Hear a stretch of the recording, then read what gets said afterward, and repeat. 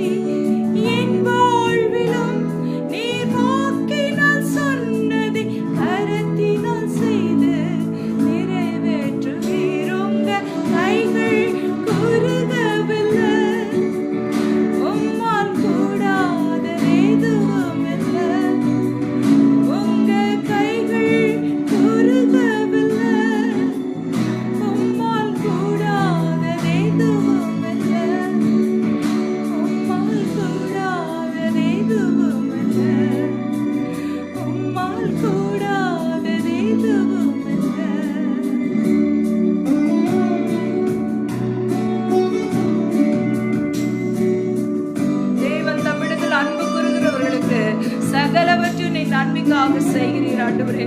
உமக்கு ஸ்தோத்திரம். உம்மை போல யாருண்டு ராஜா எங்கள் தகப்பனே. உமக்கு நன்றி டாடி. ஸ்தோத்திரப்பா.